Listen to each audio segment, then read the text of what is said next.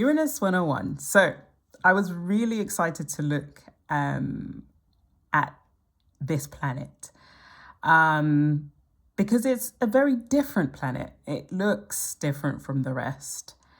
And so, yeah, I do feel like when we think of Uranus, we think of the typical disruption, digital age, breakthrough.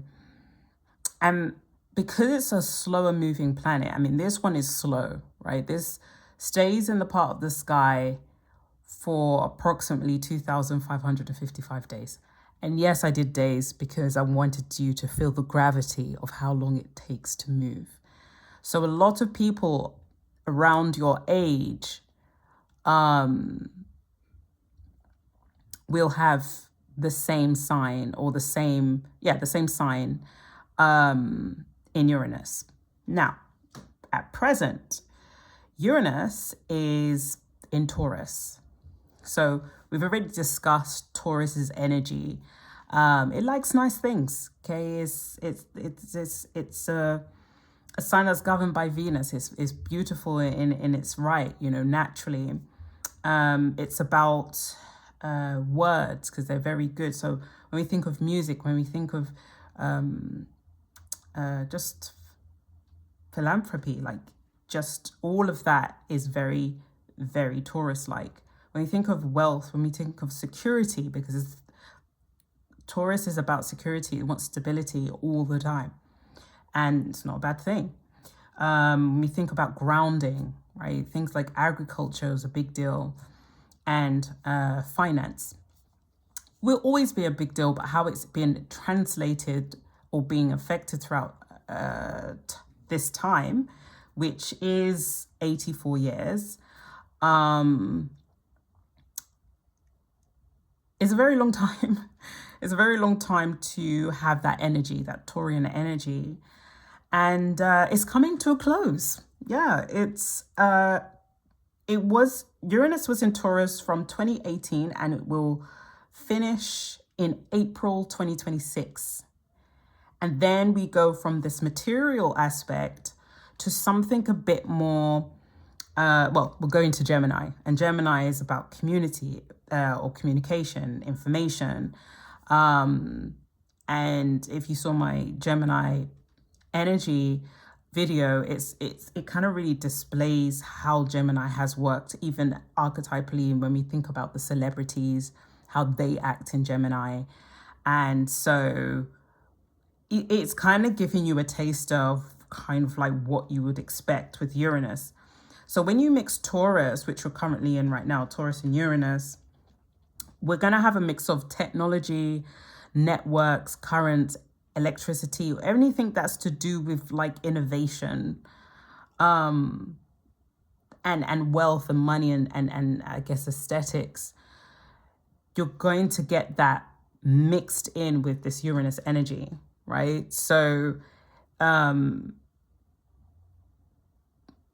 we see more cleaner images, more cleaner interfaces with Uranus and Taurus.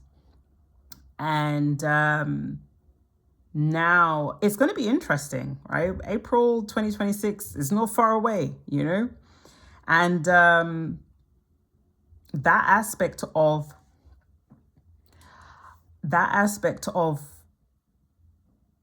that Gemini energy going into something more about society and people, and I guess talking to a degree where you're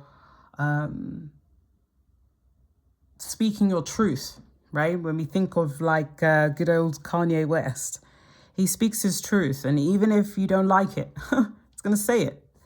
And so we'll get like that essence of that. And then you mix that in with Uranus, with technology, this technology energy, this disruptive energy.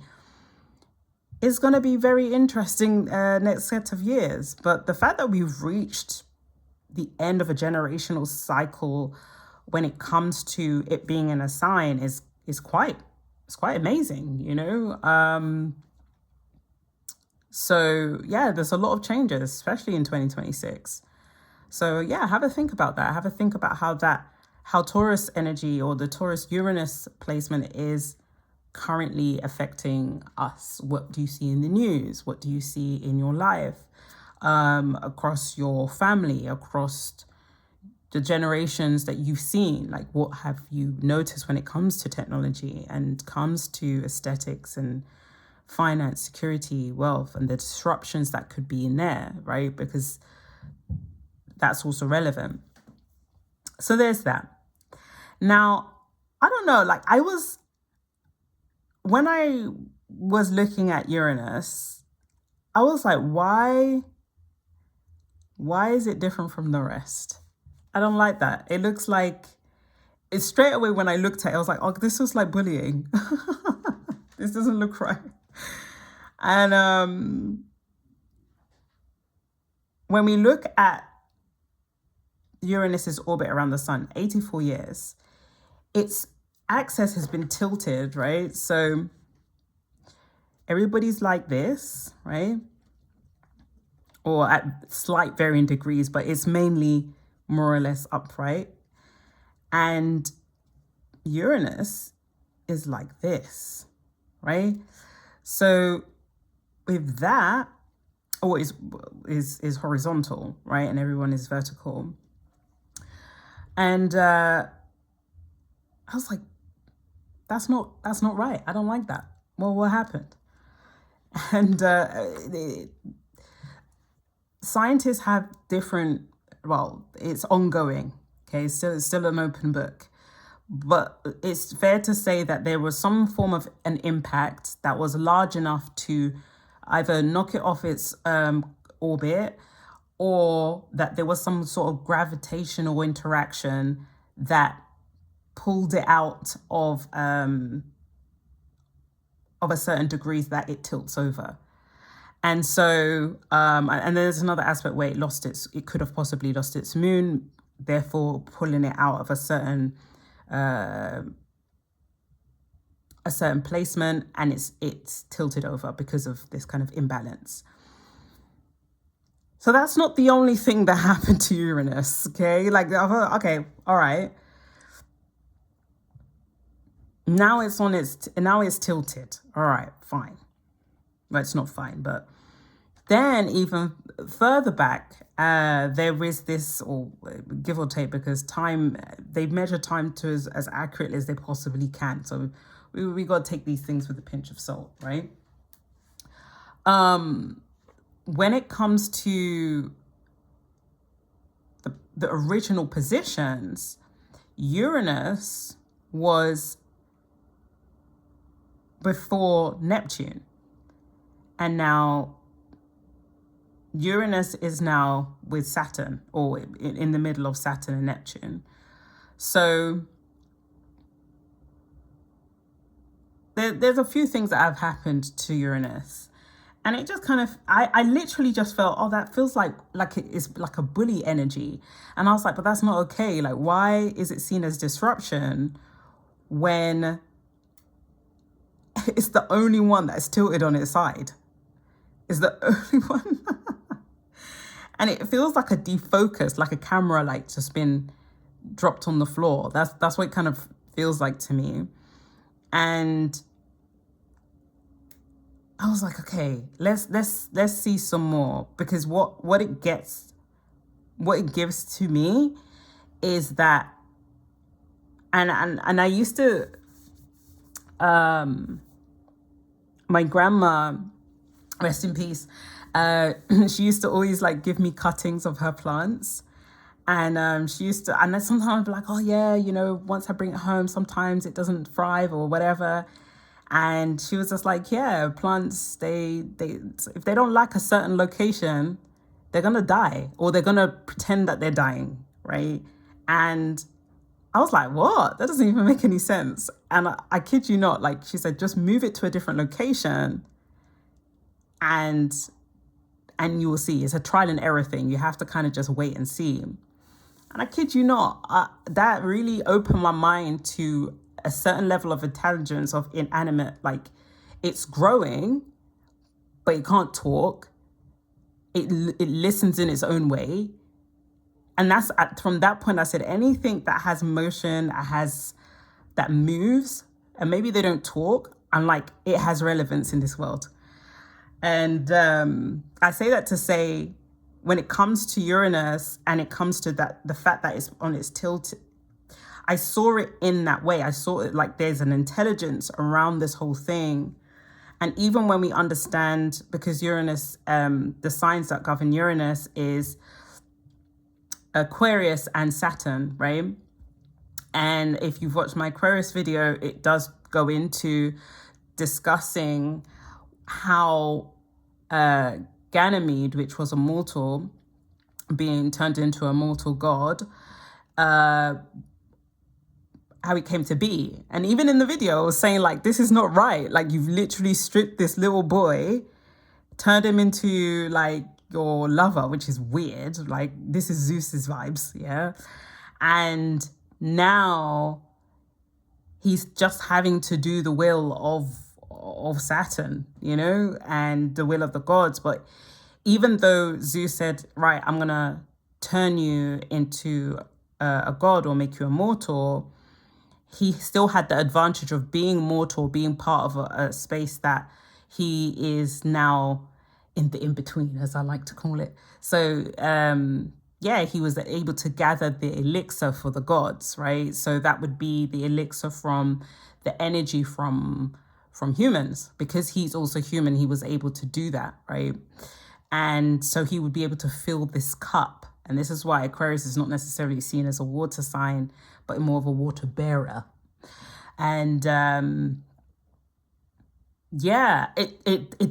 and this quirkiness or this singularity or this kind of displacement, because even to the story, it says that the gods didn't truly accept them because you're not truly a god. Like, Zeus just likes you, and you're not one of us. Sorry about it, you know? So he was an outsider in a lot of things. And so even when we see the planets and how they're organized, Uranus is the only one. So the story matches even the positioning of the planet. And I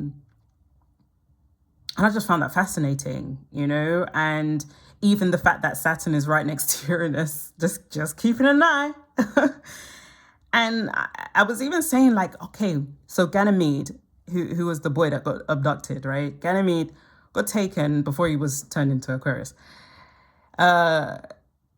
Was like, okay, I'm thinking his view on the thing. He's been abducted. He's been taken from his parents. He probably doesn't know what's happening with parents. He could have sisters, siblings, all these kind of things, all taken away from him. The natural reaction to a level of trauma to that degree, then you're turning into someone's lover from some old man, yeah? The level of trauma that would come from that, diabolical. So it's either this Saturn energy, this Zeus energy knew that this would be the case, and he wanted to harness that type of mortal trauma. And I know I'm taking it deep. But like, it is what it is. And because when I see it, or this Saturn energy is very structured, it's very calculated, you know? And so this Uranus energy is something where it causes disruption, but it also causes breakthrough. And so now when we look at Uranus, we can see it in a different way. We can say, okay, well, this is kind of like, he's been bullied because apparently he was very beautiful, right? So he's now been ostracized. He's been bullied because now he can't even feel like he's part of anything. And he's trying to find his place, but he still has to do his duty to get this elixir to the gods. He still has to kind of go around and do, you know, all kinds of things, right, to please the gods. And because he was very intelligent. And now, looking at this, when you think of the archetype of a bully and the person being bullied, they either go haywire, or they make sure that nobody else ever gets bullied. And I think even with this Uranus energy, I think it's the mix of the two. And I think that's why both Ganymede and Zeus rule that sign, or Saturn rules that sign, because it's so unpredictable. And across time, I was thinking, okay, so you must be thinking, what is this over here? Why has she drawn a clown? And I was thinking, no, there's an archetype for this. But before I get into that, I was like, this must be very traumatic, even in the celestial bodies in the sky. It's like it's gone through so much already. It's already been impacted by some scientists, by something that was as big, that could have been as big as the Earth, right? And collided with it. You know, this is their kind of guess, or something else. But either way, no matter what has happened, it's been tampered with to the point that it can never, ever, right, be back on its axis again. And so now what happens, the sun, remember, it's 84 years around the sun. So half of the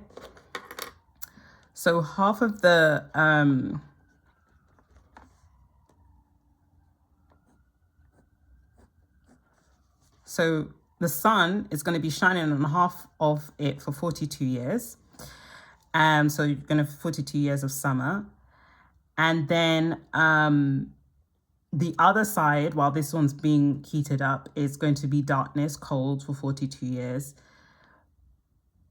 in winter. And that could even be relative to, even astrologically, in the 42 years. We were in the last half of the 42 years. I don't know if that was on the sunny side. I don't know. Or I don't know. But either way, that could have some relevance to how we interact with whether we've like it can relate to an idea of the happy and sad mask, right? And so maybe the first half of the 42 years is going to be sunny, and the other half, depending on where it's orbiting at the time. But like, we're getting that happiness and sadness, half year of that happiness, half year of that sadness. And that, I guess, that duality that exists even throughout astrology, even throughout life, throughout cultures, there's this understanding of duality or balance. So when I think of Uranus, I do think of like the motherboard. I think of technology, even its symbol, like it reminds me of technology. It reminds me of roads and electrical lights and currents and pathways. It reminds me of all these things. And sometimes it can function and work so well. And then sometimes you can have a blackout. Sometimes you could, I don't know, the water could stop. Like whatever, in terms of flow and currency, Uranus, I feel, plays a big part of that, because it deals with digital, it deals with innovation and breakthrough of innovation. So that duality is always there. So when we look at the chart, when we look at it from a natal perspective, or even just on a daily perspective, because we're currently in the Taurian aspect of Uranus, we can see that whether we're looking on the news or we're looking on social media. And most of us living probably only know this energy, right? So it's going to be very interesting come April 2026 when it goes into Gemini. And we can compare. We are very lucky enough to compare what that next feeling is.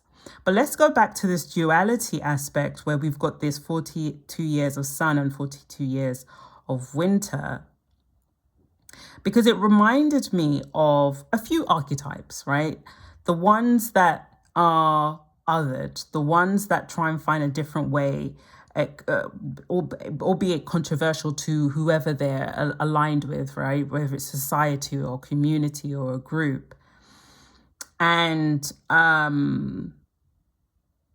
was thinking of Prometheus, right? Because Prometheus was across time, across cultures, everybody's saying there's some people that came down and gave us our destinies, or some people came down and gave us our fire, which is Prometheus, and someone came down that is of a higher being, of a higher sense, right? Someone just came down in it, like across time. Like when I'm reading, I'm like, everybody's saying the same thing. And gave humankind, I guess, a kickstart to how to live life, right? And when I thought of Prometheus, and I thought, okay, right, because he gave fire to everybody, that was kind of like a Uranian thing. It's kind of like breakthrough innovation. And then like Zeus punished him forever, right? And I was thinking that could be a good idea, but oof, no, I wanna do something more contemporary, you know? I was thinking, Then I was thinking about the boy who cried wolf. And I was thinking, okay, well, yeah, people believed in one. I was like, nah, it doesn't really line up, because this Uranus planet is definitely an outsider, okay? It's definitely different, very Aquarian, very quirky, you know, very, very, very different, right? And then it just came to me. I was like, oh my gosh, the Joker. And I remembered when I was a kid, I don't know if I was watching it with my brother. I can't remember, but I just remembered having a level of sympathy when they showed the origin story. And I think it's the Joker 2019 one. And I saw it and I was like, wow, he actually is touching on an area of humanity that always gets kind of like shoved away. And the fact that I was thinking of Saturn in this energy of like purposefully creating this type of disruptive energy, but also at the same time co-signing it and controlling it, because it can, if left unmanaged, it can cause a lot of problems. And the fact that I thought the archetype of the Joker was very similar, or given that Uranian energy, it was just exciting. And so, I'd like to assume that everybody knows the backstory of the Joker, but I'd like to make the similarities. So the Joker had a condition that he thought was just like he was born with it. And, you know, he had this condition where if something really shocking or awkward happened, he would start laughing. But the laughter wasn't like an enjoyable laugh. It was a laugh that was very uncomfortable, very painful even. And so because of this kind of aspect of himself, he definitely, he was always being shunned out. He was always being othered. And the mother that he thought was his mother at the time, which was really his adopted mother, would always say, hey, why don't you just smile? Like you're supposed to give happiness and joy to the world. Like you just smile. But then he had this condition of trauma. And I have to be very careful, because obviously I don't want to talk too hard on trauma, because, yeah. But this Joker archetype is very powerful. Even when I was watching it, I was like, my God. I mean, it makes a perfect match. But it's true. It's the Joker can be seen, because you can say, okay, Joker's the villain, right? And Batman is the good guy. But they're the frameworks, right? And I would say, yeah, Batman is kind of like given that Saturnian energy. It's very structured. It's very beautiful, because Saturn is like about aesthetics. It's about making things look good. If there's bad stuff, yeah, but just cover it up if you don't need to know.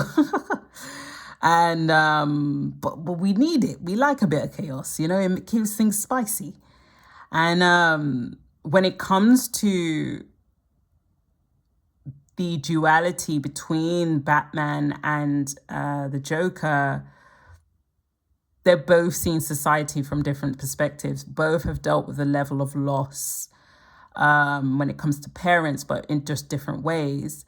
And I just felt like when it came to Ganymede, when he got taken from his family and, you know, subjected to, I mean, we're going to call it abuse, yeah. It was something that would ignite a level of behavior out of him. Like, I'm going to go forward and I'm going to, you know, I'm going to make sure nobody else goes through this, right? I'm going to make sure that there's justice through whatever medium that I've got. Oh, I deal with technology. All right, cool. I'm going to deal with this. Or I deal with innovation. I'm going to deal with that. But then maybe it also gives room for exploration of the shadow self, right? That part that is like to pretend to smile, even though there is an aspect of you that is there, is real, you know? This is where we get the shadow side, the winter side, and the summer side. This is where we get that duality of the happy and the sad, smiling mask face, right? This is where we get clowns, and this is where we get all this kind of like pretend, smile, and not everything's a smile. And this is what I like literally when I was reading up about Ganymede, and I was like, this is not okay. Like, what's his views? Like, how does he feel? And yeah, like so therefore this level of understanding where we think of, you know, the Joker constantly smiles, but he's just always unhappy. And we get this kind of sense of him feeling confident to a degree when he starts to kind of go around doing all kinds of heinous acts, and then feeling a sense of release from that, right? But then that's the dark side. That's the side that is probably unmanaged, because nobody manages him right now. Right now, he's using his imagination to pacify himself. And I literally, I was just like, this is Uranus. This is someone who's really that had a level of beauty and is created and morphed into things. And this is where I kind of thought, when we speak of Uranus, and we speak about it in the chart or even in a generational sense, it's about duality. It's about understanding that one is like, you don't just get good or you just get bad, like you get a mix of two. And so where this is something that is affecting will affect the movement of where we go for from next year, it'll be reflective to kind of see where or how we're going to deal with that, right? So I think, you know, Taurians would have, or earth signs would have benefited a lot from Uranus being in Uranus, right? And now it's going into Gemini next year. So there's going to be this new energy that comes from it, this new opportunity of like, how is Uranus going to behave? Is it, you know, in its disruption phase or its breakthrough and innovative stage, you know, and what side of it? What are we gonna? It's unpredictable. We don't know if we're going to get the dark side of Uranus or the light side of Uranus, but we know it's going to happen. And we know that how we're going to transmute it throughout even our own lives. And even when there are other planets that are going through the constellation of Gemini, then that's also going to, you know, it's going to add some flavor to it, you know. So hopefully that makes sense.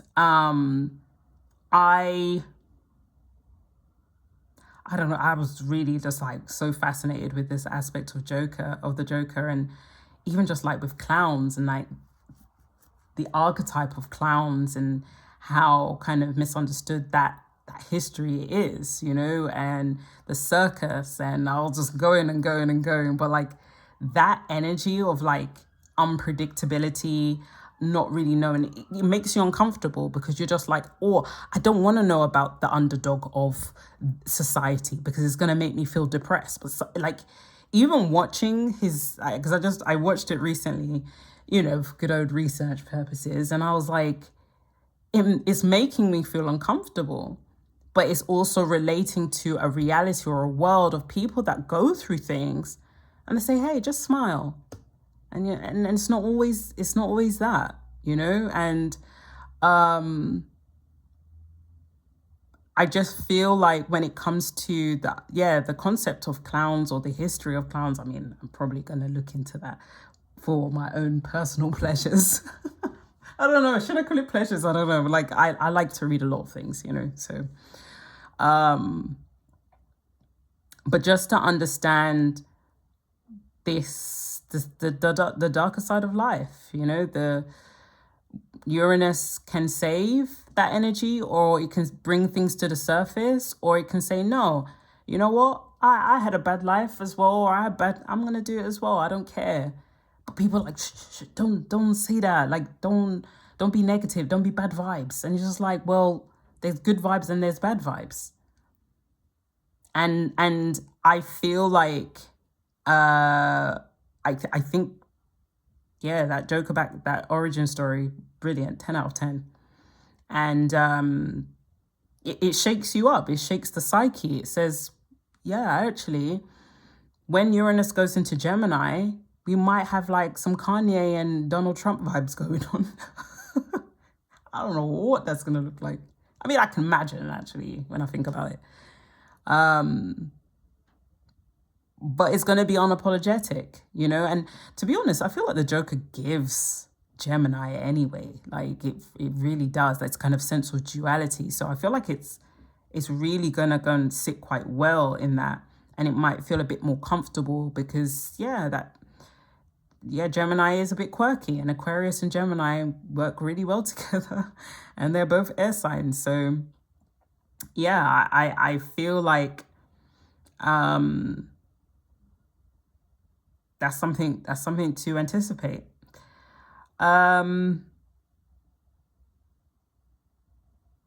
for visual purposes, I was like, okay, so we got the Joker playing card, right, which comes up to the number 0, and we've got the Major Arcana, which comes up to the 4, which is 4 or 22.